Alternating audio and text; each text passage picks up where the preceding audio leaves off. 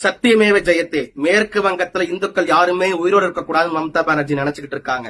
1990 காஷ்மீர்ல இருந்து எப்படி இந்துக்கள் விரட்டி அடிக்கப்பட்டாங்களோ வெஸ்ட் பெங்கால் அதே மாதிரிதான் நடந்துகிட்டு இருக்கு. வெஸ்ட் பெங்கால்ல முர்சிதாபாத் பகுதியில இந்துக்கள் சொந்த நாடு சொந்த மாநிலத்திலே அகதிகள் முகாமில் இருக்காங்க.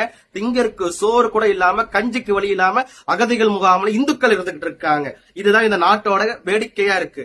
மம்தா பானர்ஜி அரசு இதெல்லாம் பார்க்கவே பார்க்காது. ஏன்னா அங்க இருக்கிறவங்க வக்ஃப் பில்லுக்கு எதிராக போராட்டம் பண்றாங்களா? வக்ஃப் பில்லுக்கு எதிராக எப்படி போராட்டம் பண்றாங்கன்னா, இந்துக்கள் பகுதிக்குள்ள புகுந்து இந்து பெண்களை கற்பழித்து இந்துக்கள் வீட்டை சூறையாடி இந்துக்கள் வீட்டுக்கு தீ வைத்து இப்படி போன்ற போராட்டங்கள் நடத்துறாங்க அங்க இருக்கிற இஸ்லாமிய தீவிரவாதிகள். அங்க எப்படிங்க பங்களாதேஷ் கொடி வருத்துங்க?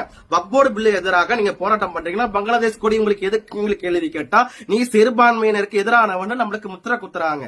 சரி, சிறுபான்மையினருக்கு எதிரானவனா இருந்துட்டு போறேன், ஏன் இந்துக்களை வஞ்சிக்கிறீங்க? இந்துக்கள் எப்படிங்க ரெஃப்யூஜிஸ் ஆனாங்க?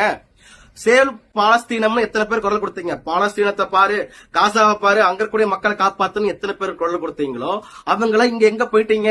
பிரியங்கா காந்தி எங்க? கனிமொழி எங்க? உங்களுக்கு எல்லாம் மணிப்பூர் தெரியுது, ஏன் வெஸ்ட் பெங்கால் தெரியல? ஏன்னா மணிப்பூர் பிரச்சனை வேற. ஆனா மேற்கு வங்கத்தில் கூடிய இந்துக்கள் கொல்லப்பட்டுக்கிட்டு இருக்காங்க. 2021 இருந்து 2021 நந்திகிராமில் இருக்கக்கூடிய பெண்கள் கற்பழிக்கப்பட்டார்களா இல்லையா? திரிணாமுல் காங்கிரஸ் கட்சியினர். இதெல்லாம் நான் எங்க போய் சொல்றது? இந்துக்களுக்கு பாதுகாப்பே இல்ல மேற்கு வங்கத்தில்.